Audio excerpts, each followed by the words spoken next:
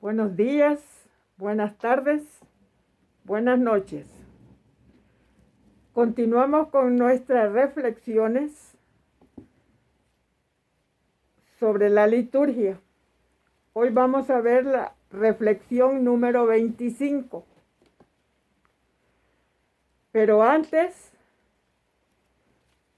como siempre lo hacemos, invoquemos a la Santísima Trinidad para que nos bendiga estas reflexiones. En silencio, unos segundos de silencio.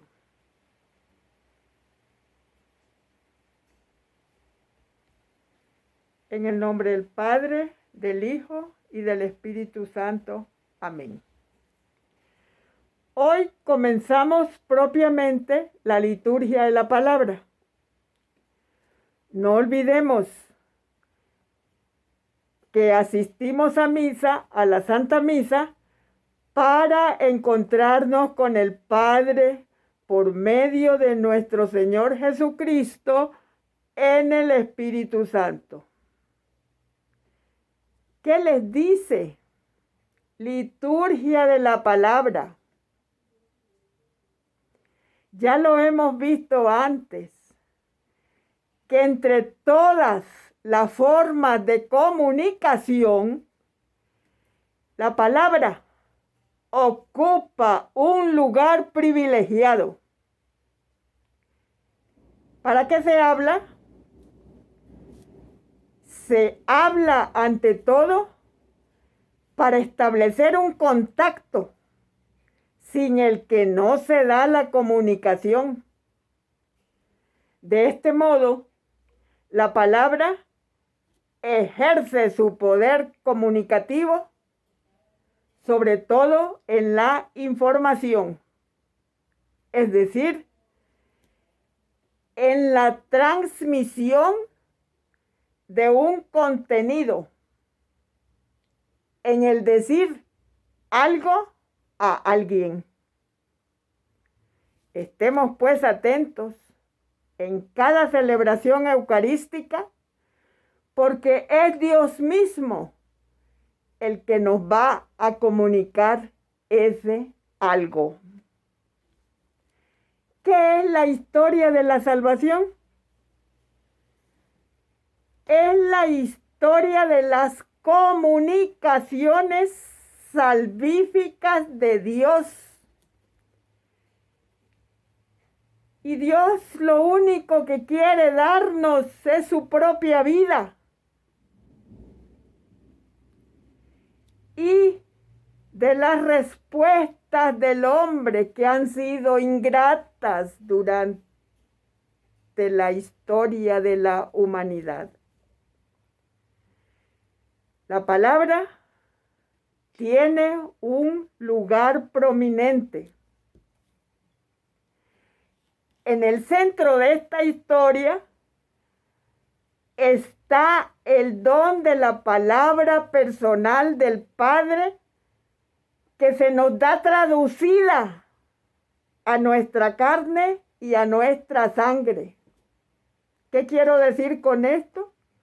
Que la palabra del Padre en Jesucristo se nos da la traducción completa de esa palabra.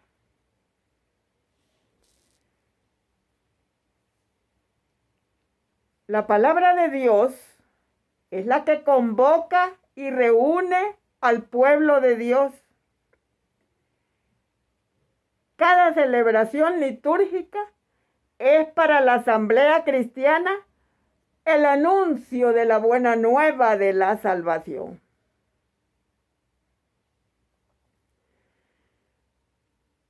Decía San Agustín que la palabra son cartas de la patria del cielo.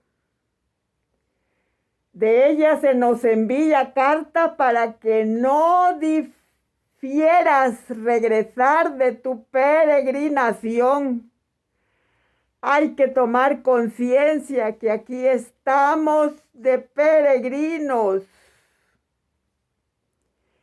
Y esta palabra está escrita no con tinta, sino con el Espíritu de Dios vivo, para que no difieras regresar de tu peregrinación. ¿Qué quiere decir difieras? Aplazar. En la liturgia de la palabra también vamos a dar 8 pasos como en la introducción que hicimos.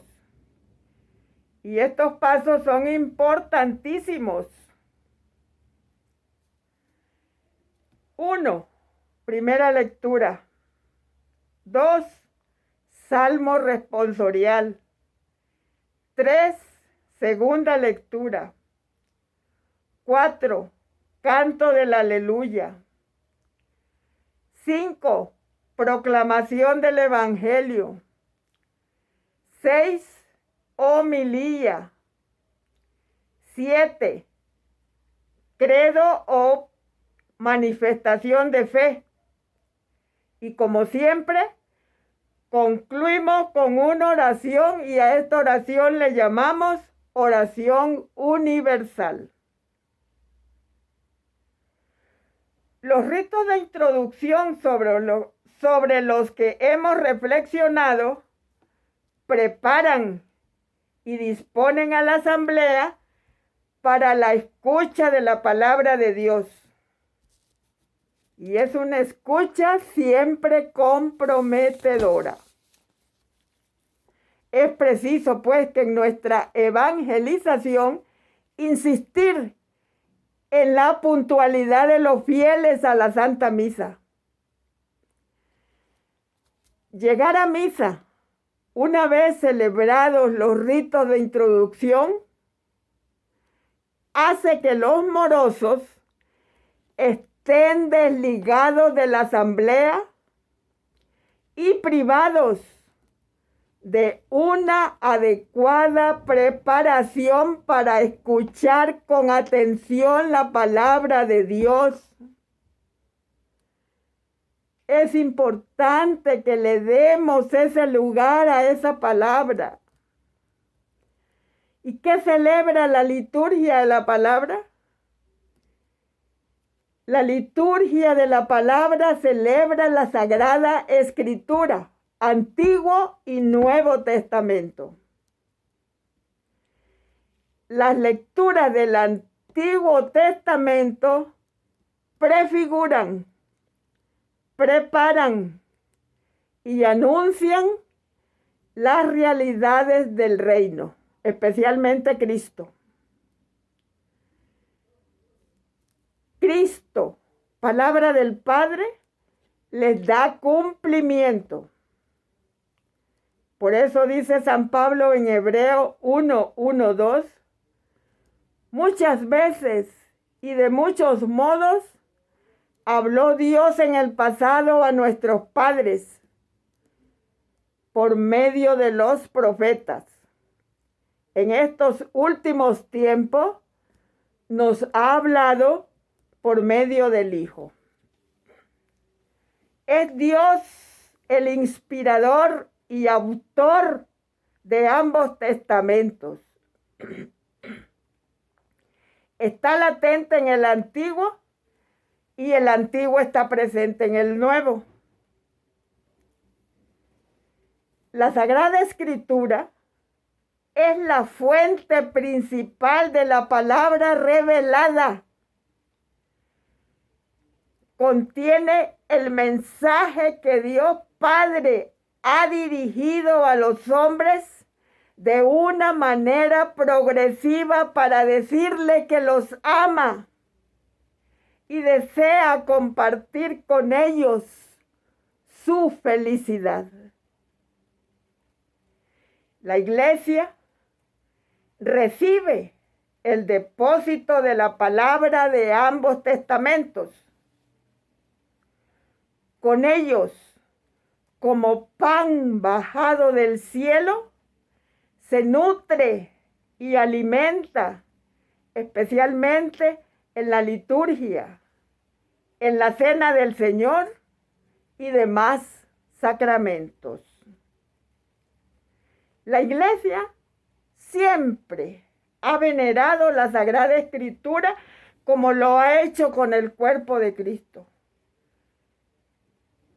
Pues sobre todo en la Sagrada Liturgia, nunca ha cesado de tomar y repartir a sus fieles el pan de vida que ofrece la mesa de la palabra de Dios y el cuerpo de Cristo.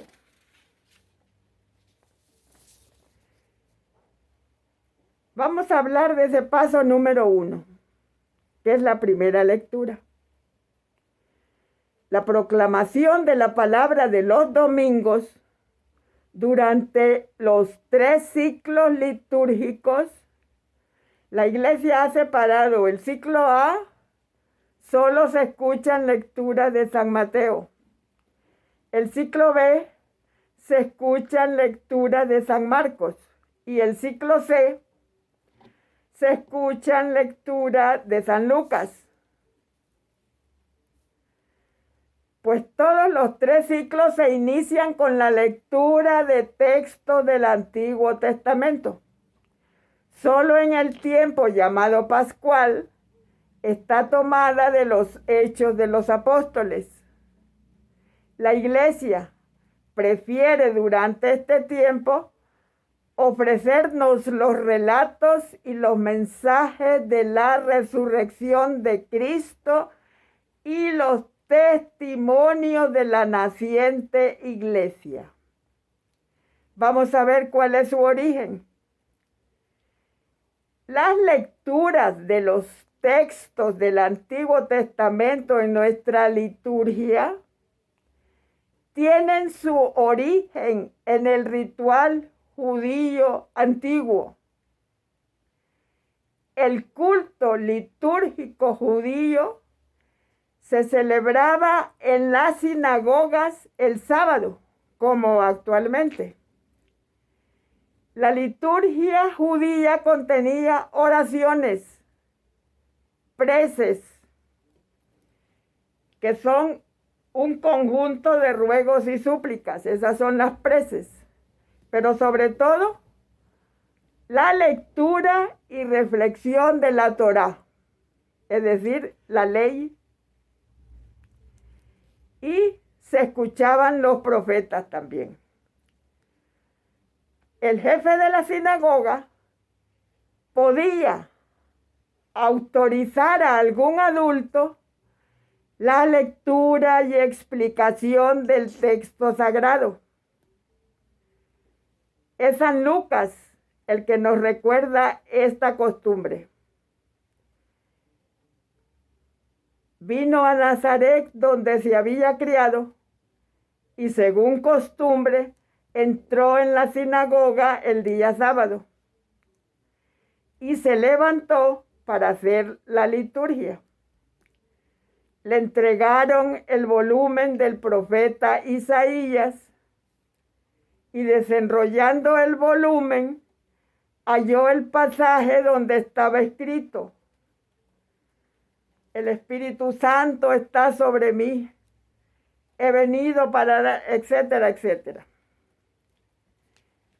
Luego que terminó de leer, estamos hablando de Jesucristo, enrolló el volumen, lo devolvió al ministro y se sentó. Comenzó pues a decirles: esta escritura que acabáis de oír se ha cumplido hoy. Eso está en Lucas 4, versículos 16 al 22. Los apóstoles y los primeros cristianos convertidos del judaísmo asistían a la sinagoga y participaban en la celebración litúrgica. Al ser expulsados y perseguidos por la sinagoga hacia el año 44 de nuestra era, rompieron lazos con el culto judío, pero se apropiaron en muchos aspectos del culto judío, como las lecturas del Antiguo Testamento. La Iglesia considera estos libros sagrados con especial veneración y desde entonces la Iglesia de Jesús resucitado organizó su liturgia de acuerdo a la finalidad de su institución y misión. ¿Cuál es la finalidad? La liturgia de la palabra no pretende con la lectura del Antiguo Testamento dar una visión o conocimiento progresivo del mismo, ni proporcionar materia para la homilía. Como se señala anteriormente, toda la liturgia de la palabra celebra la Sagrada Escritura. Su celebración es la gozosa acción salvadora del Padre Dios a lo largo de la historia del pueblo de Israel, invitándonos a celebrar la nuestra que consumó Jesús con su muerte y resurrección.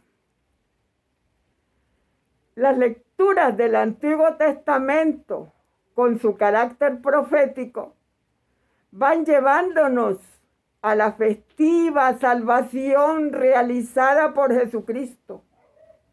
No debe extrañarnos, pues, que la lectura del Antiguo Testamento esté en la misma relación que la del Santo Evangelio, sobre todo en el tiempo ordinario. Dice San Agustín: se oyeron en el Viejo Testamento las cosas que se conocieron en el Nuevo. Se oyeron al profetizarlas, se conocieron al cumplirse. Entonces, el principio es el Viejo Testamento, el fin es el Nuevo. La lectura se empieza anunciando el libro cuyo texto se va a proclamar. Al terminar su proclamación, el lector dice: palabra de Dios. Los fieles la aclaman: te alabamos, Señor. Y hasta aquí concluimos esta reflexión con un: dulce Madre, no te alejes, tu vista de mí no apartes, ven conmigo a todas partes y sola nunca me dejes. Ya que me proteges tanto como verdadera Madre, haz que me bendiga el Padre, el Hijo y el Espíritu Santo. Amén.